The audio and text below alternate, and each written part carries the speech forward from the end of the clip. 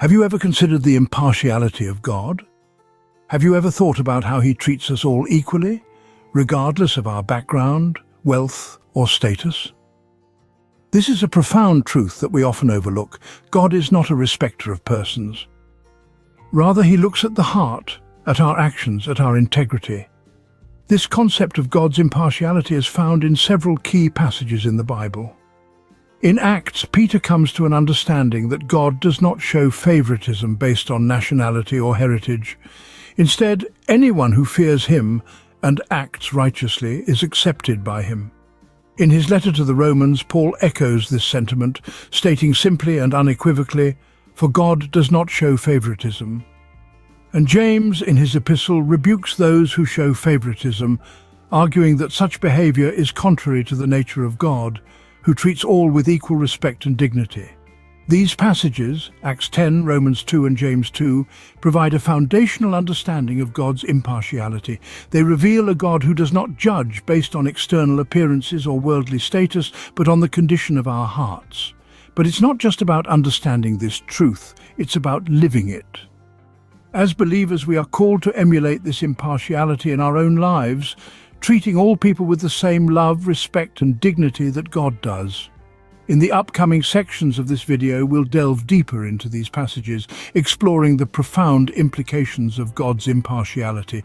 We'll examine how God sees beyond appearances, how His salvation is available to all, how we're called to treat others without bias, and how justice and fairness are intrinsic to God's character. So, join us as we journey through these biblical truths, gaining a richer understanding of God's nature and His call for us to live with fairness and love for all.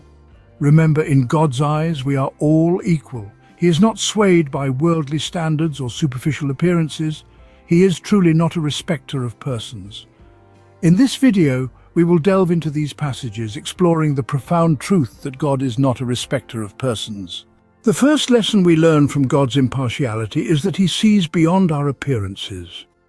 God, the ultimate judge, doesn't look at our physical attributes, our wealth, or our status. He doesn't measure us by the standards of the world.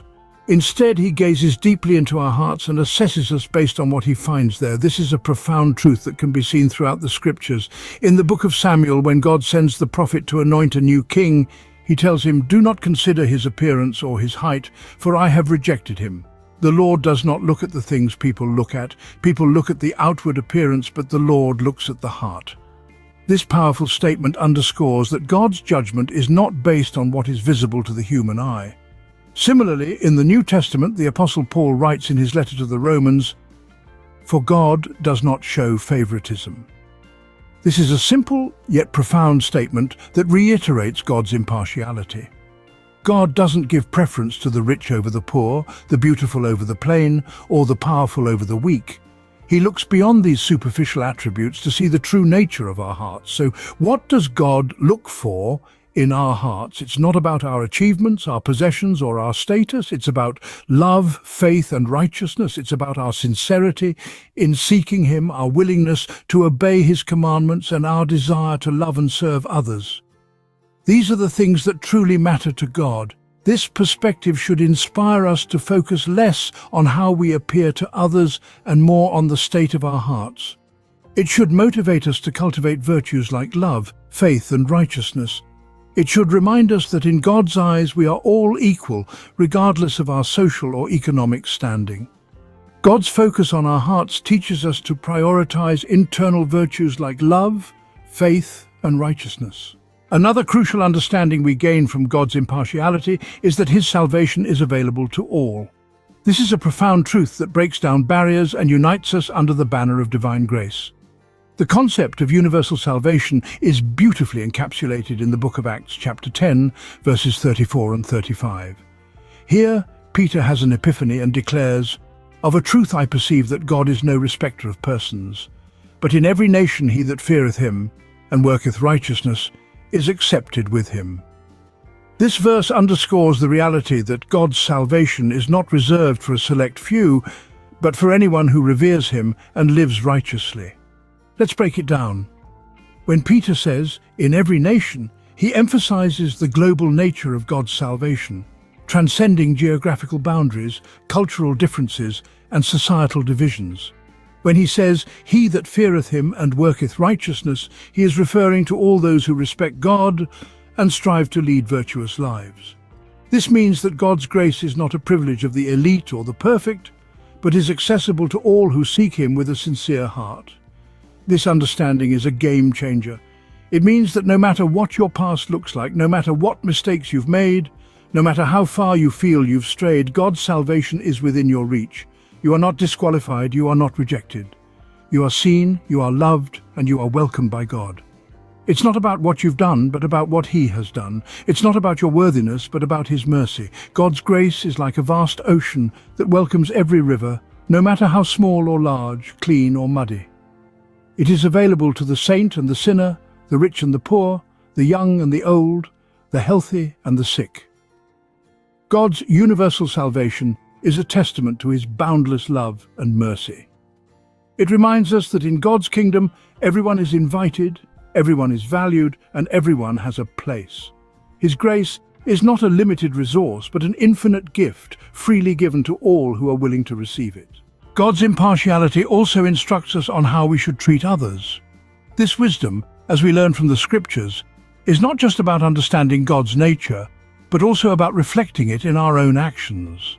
Let's delve into the book of James, specifically James chapter 2, verses 1 through 4. Here James presents a vivid illustration. He describes a situation where two men walk into a meeting, one adorned with a gold ring and fine clothes, the other in shabby attire. The man in fine clothes is offered a good seat, while the man in shabby clothes is told to stand or sit on the floor. James asks a hard-hitting question. By showing special attention to the man in fine clothes and disregarding the poor man, have we not discriminated among ourselves and become judges with evil thoughts? This scenario, as simple as it may seem, is a powerful reminder of how easy it is to show bias, even unconsciously, in our everyday interactions. The key message here is that favoritism and bias are not in line with God's nature. God does not show partiality, and neither should we. In our actions and interactions, we should strive to extend kindness to everyone equally.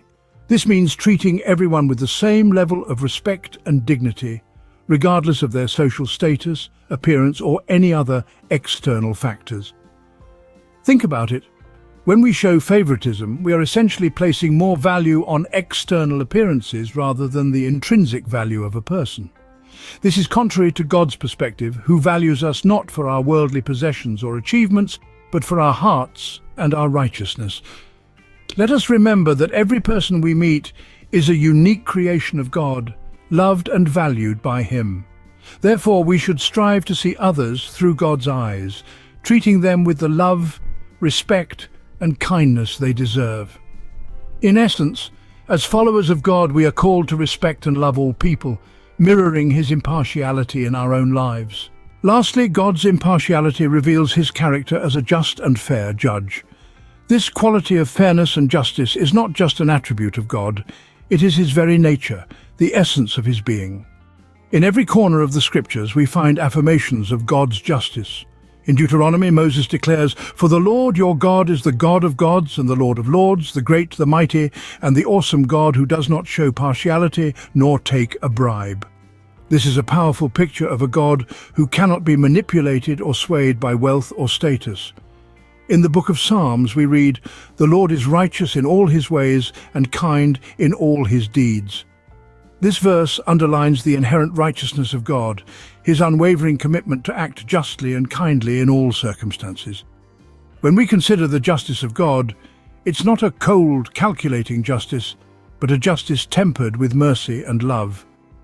In the Gospel of John, we find the most profound expression of God's justice and love intermingling, "For God did not send his Son into the world to condemn the world, but to save the world through him."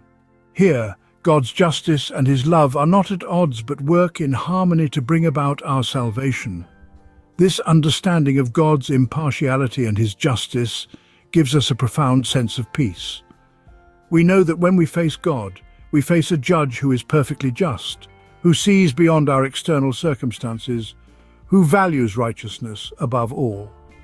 We can have confidence that his judgments are always right and fair. And as we strive to reflect the character of God in our lives, let us seek to embody this fairness and justice. Let us treat others not based on their outward appearance or status, but on their inherent worth as children of God. God's impartiality gives us confidence in his judgment, knowing that he treats us all equally and fairly. In conclusion, understanding that God is not a respecter of persons can transform our perspective and actions. This truth, deeply rooted in biblical teachings, carries profound implications for our lives and how we interact with others. Let's take a moment to revisit the lessons we've discussed. Firstly, we learned that God sees beyond appearances. He does not judge us based on external factors like wealth, beauty, or power, but on the condition of our hearts. This should inspire us to focus on cultivating internal virtues like love, faith, and righteousness, rather than external appearances. Secondly, we explored how God's salvation is for everyone. The passage from Acts emphasizes that anyone who fears God and lives righteously can be accepted by him, reminding us that his grace is available to all who seek him, irrespective of their background. Thirdly, we delved into the importance of treating others without bias, a lesson we take from James. As believers, we are called to follow God's example by loving, serving, and respecting everyone, regardless of their status, appearance, or race. Lastly, we discovered that justice and fairness are core to God's character. His impartiality assures us that he is a just and fair judge. This gives us the confidence that God's judgment is always right and trustworthy. So, let's strive to integrate these lessons into our daily lives, treating all people with the same love and respect that God does. Let's challenge ourselves to see beyond appearances, to offer kindness without bias, and to trust in the fairness of God's judgment. Remember, God values us all equally, and his love is available to everyone. Now, if this video has been helpful to you, please subscribe, like, and share it with others so that they too can benefit from this message. Thank you for watching, and may you experience God's impartial love in your life.